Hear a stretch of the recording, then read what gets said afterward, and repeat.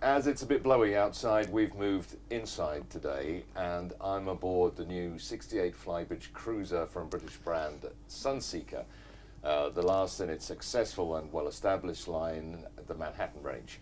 And I'm also with Sean, who's sales director of Sunseeker, and we're going to talk a little bit about this new model. Sean, it seems as though there's a growing trend for flybridge or T-top models in the 60-foot plus segment. What's the concept behind the Manhattan 68? Yeah, I think Justin, we're on obviously the Manhattan 68 here. It's what we're finding is this size is really, the first time that a client is really starting to maybe go further afield, explore longer cruising, obviously with family on board, friends on board. So it's really a key size sector for us. Really builds interest in yachting, in boating, which is key for all of us to succeed. And I think what we've tried to match on the 68 is that balance of a wow, a look, materials, the layout, but also is something that's really practical for them to use on the water day to day and enjoy their cruising. And it's an evolution, or it's the last in the Manhattan line, but how has the range evolved in terms of exterior styling? Today's not the best day to see it, but just talk me through the exterior styling. Well, I think with Sunseeker, we've always tried to keep that sporting heritage, that sleeker look, which often is detrimental to the interior space. So I think with the clever use of materials, the clever use of glazing, but also now using the latest design software, so floor levels, how systems are integrated in, we've really got a great combination of a sleek look, performance. I mean, she's still a 34, 35 knot yacht, but as you can see when we come inside, great space, and I think probably the best use of space in this segment size. Mm-hmm. Right now we're in the main salon and the net area.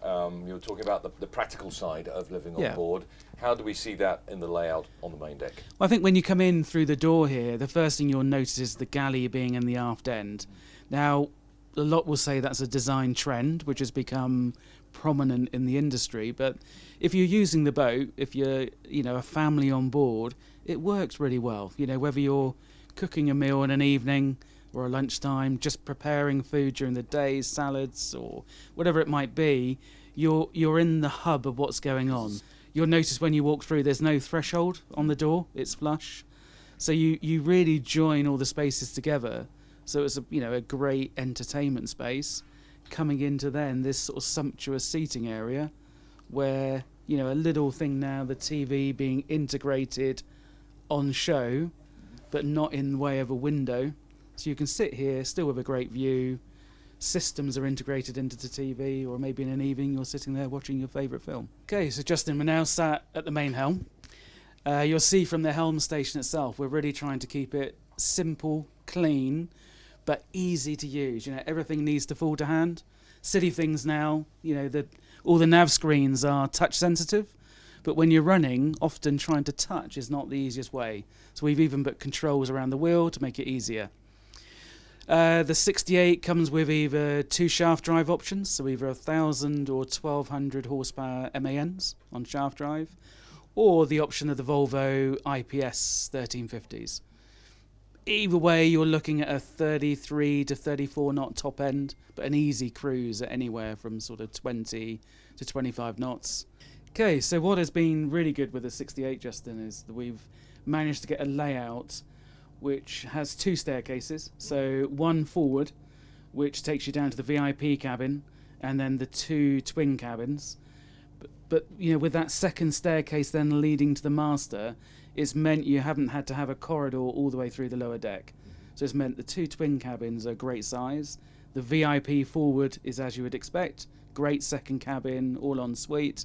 And then here we are in the master, which you can see with the beam of the yacht, the big picture windows, a flexibility of design options as well. So we're sat here at a breakfast table, but this can be changed into a chaise longue, normal seating. It could be extra storage if you're doing extended trips. So a very, very flexible layout to accommodate how each client's going to use the boat. Okay, so here we are on the flybridge. Obviously not the perfect day for it, as you can see, but it's a huge entertaining space. So at the aft end, very open. That can be more seating, sun lounging, second tender, so very flexible. Full wet bar here, obviously great wraparound seating and sunbathing. The all-important second helm, where most people will spend the time running the boat. So a complete duplication of all the controls up here. Again, very easy to use. And you'll see we're covered, ideal for today to keep the rain off, but a beautiful hard top with a sliding roof back.